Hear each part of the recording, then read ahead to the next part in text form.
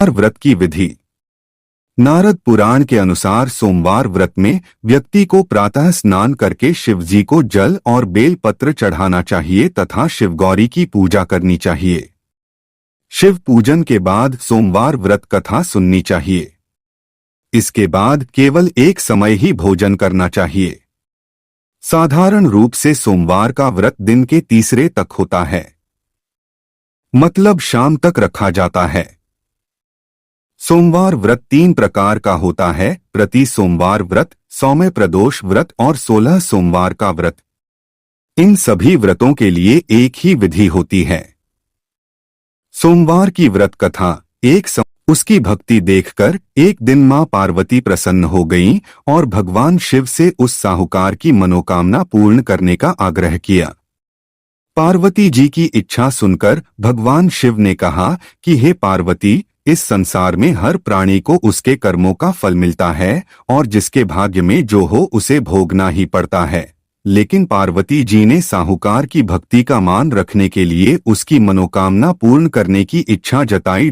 माता पार्वती के आग्रह पर शिवजी ने साहूकार को पुत्र प्राप्ति का वरदान तो दिया, लेकिन साथ ही यह भी कहा कि उसके बालक की आयु केवल 12 वर्ष होगी। माता पार्वती और भगवान शिव की बातचीत को साहूकार सुन। साहूकार ने पुत्र के मामा को बुलाकर उसे बहुत सारा धन दिया और कहा कि तुम इस बालक को काशी विद्या प्राप्ति के लिए ले जाओ और मार्ग में यज्ञ कराना। जहां भी यज्ञ कराओ वहां ब्राह्मणों को भोजन कराते और दक्षिणा देते हुए जाना। दोनों मामा भांजे इसी तरह यज्ञ कराते और ब्राह्मणों को दान दक्षिणा देते काशी की ओर चल पड़े।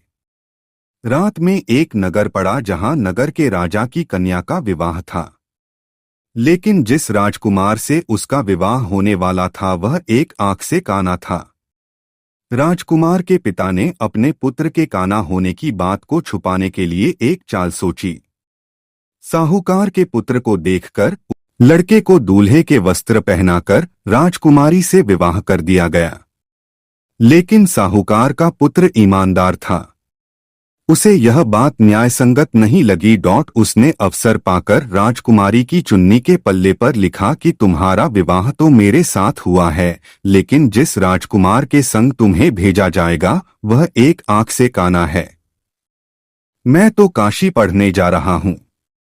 जब राजकुमारी ने चुन्नी पर लिखी बातें पढ़ी तो उसने अपने माता पिता को यह बात बताई। राजा ने अपनी पुत्री को विदा नहीं किया, जिससे बारात वापस चली गई। दूसरी ओर साहूकार का लड़का और उसका मामा काशी पहुंचे और शिवजी के वरदानुसार कुछ ही देर में उस बालक के प्राण निकल गए। मृत भांजे को देख उसके मामा ने विलाप शुरू किया। संयोगवश उसी समय शिवजी और माता पार्वती उधर से जा रहे थे। पार्वती ने भगवान से कहा, स्वामी, मुझे इसके रोने के स्वर सहन नहीं हो रहा। आप इस व्यक्ति के कष्ट को अवश्य दूर करें। जब शिवजी मृत बालक के समीप गए तो वह बोले कि यह उसी साहूकार का पुत्र है जिसे मैंने 12 वर्ष की आयु का वरदान दिया। अब इसकी आयु पूरी हो चुकी है। लेकिन मातृभाव से विभोर माता पार्वती ने कहा कि हे महादेव, आप इस बालक को और शिक्षा समाप्त करके लड़का मामा के साथ अपने नगर की ओर चल दिया। दोनों चलते हुए उसी नगर में पहुंचे जहां उसका विवाह हुआ था। उस नगर में भी उन्होंने यज्ञ का आयोजन किया। उस लड़के के ससुर ने उसे पहचान लिया और महल में ले जाकर उसकी खातिरदारी की और अपनी पुत्री को विदा किया।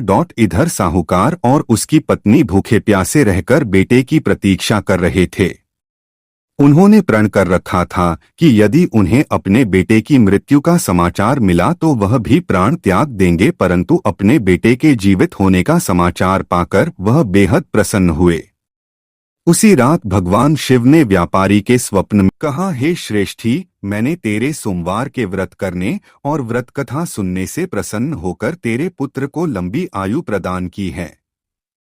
इसी प्रकार जो कोई सोमवार व्रत करता है या कथा सुनता और पढ़ता है, उसके सभी दुख दूर होते हैं और समस्त मनोकामनाएं पूर्ण होती हैं।